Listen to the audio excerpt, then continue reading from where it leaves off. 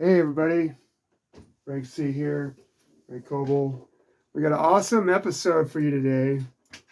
I've talked to you before about the broken record principle, that resentment is a lot like a broken record, where really what it is a scratch record, where you just keep repeating the same thoughts over and over. Something happened and you don't know how to get out of it. And no one wants to listen to a broken record. So anyway, what you'd have to do is pick up the needle. If you get a scratch, a lot of times you get a scratch on the first song. So you have to pick up the needle. This is the way they do old school. And then let it back down, like on the next song. And this has an automatic thing to make it go down slow. But the idea is that if you don't pick up the needle and move it forward, you can just keep repeating the same old garbage to yourself. And it's just not a great way to live. And you're missing out the rest of the album. You're missing the rest of the songs. So we want to talk about that a little bit more. We got this, sort of the album. It's just repeating itself, and you got to pick up the needle, right? And move it over to the next song. And but it just repeats itself. Nature just keeps repeating itself. Like, I think of like a hurricane. Out at sea, it's 150 miles an hour, but once it hits landfall, this horrible earthquake or hurricane. Once it hits landfall, though, it starts getting slowed down by the natural trees and everything. And so, how do we slow this down when we get these really negative things going in our head over and over again? It's a good question. And nature repeats itself again in a computer program. When you're making a computer program, it's easy for it to get in a loop like this, and it will crash. It doesn't know what to do. So the only thing you can do is reboot the computer. So what a programmer has to do is come up with prompts to stop it, to say, stop doing that, go back to what it was doing before. And it's a real problem for new programmers that the program will end up having to be rebooted. And so I want to talk about it a little bit more. The cycle of addiction, like say something like eating, alcohol, work, sex, anything, not work, sex, but anyway, just whatever your addictions are, whatever's killing you the most. So this is the thing. Then afterwards you feel normal. And then remorse. Like, how could I have done that? How could I have done that? We're going to get back to this in a minute. But I want to talk about the problem first. Then we go to other discussions like, how could I have done that? How could I have done that? Then we go back to here to tension, no relief, ritual, and then back to square one, whatever it is. And we repeat the cycle, and this could be a cycle of resentment, blame,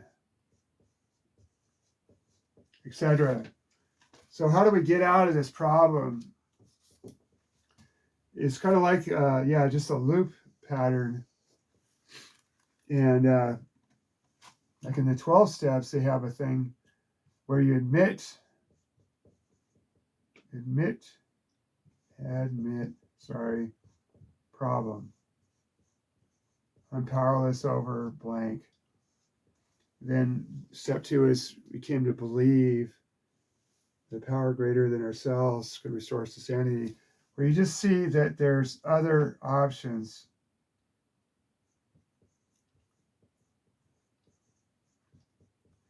By the way, I didn't introduce this as well, but this is for people that are another 22-day series for veterans and people that are suicidal.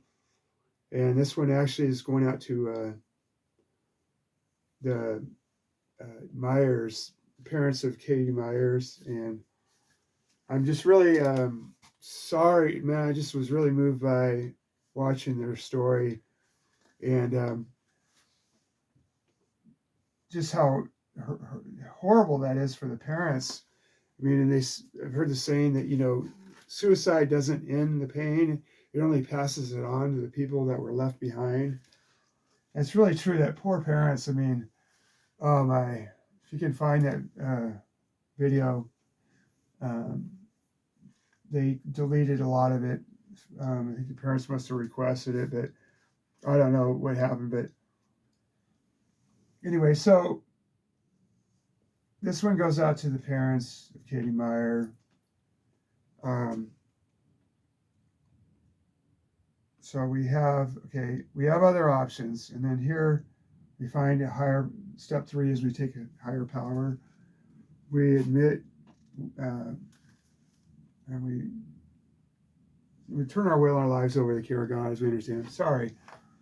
So we find another avenue.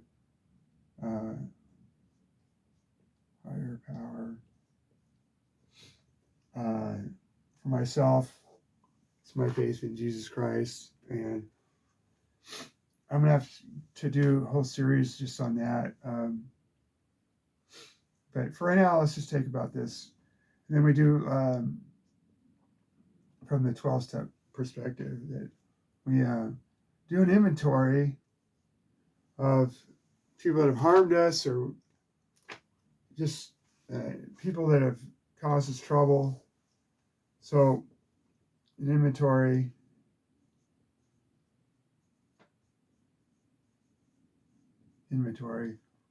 So we put their name here. Like, dad, mom. And then what they did, how we affected us, the effect on us. And I would say, for myself, the biggest one would be low self-esteem. Because see what that does, excuse my handwriting, I'm left-handed, is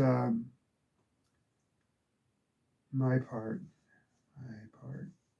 my part in the problem, but also how does this come over here? What do I do that gives me low self-esteem that I can causes me to react like here, like eating, alcohol, all the other stuff.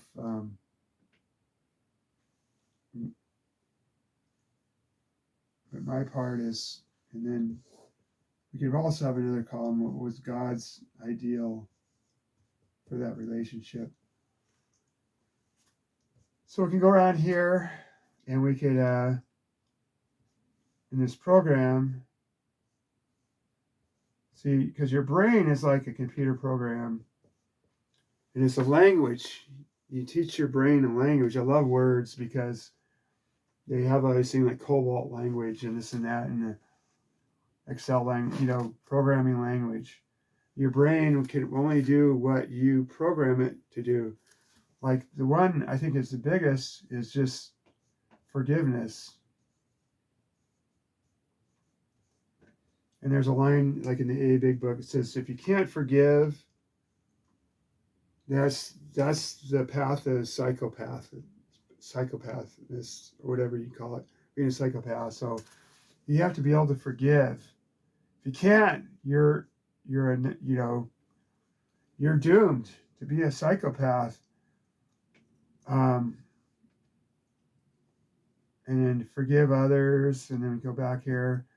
There's some other steps in here, and the other one is service, prayer, meditation,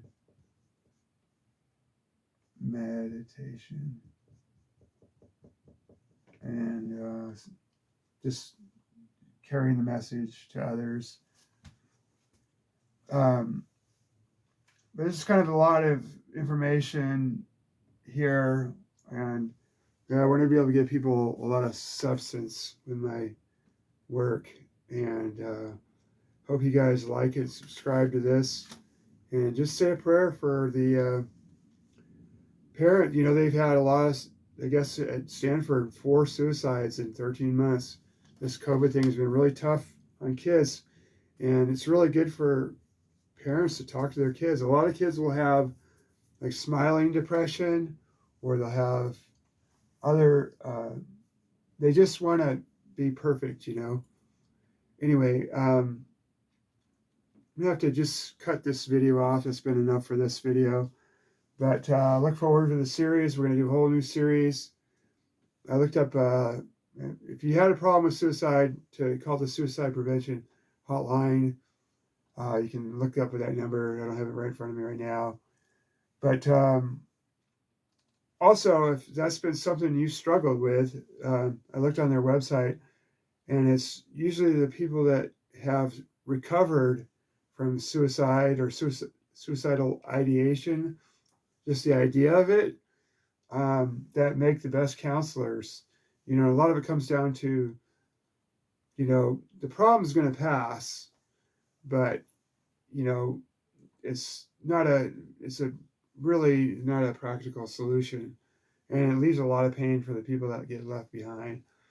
So anyway, we hopefully have a really good series for you. I think you're really going to enjoy it.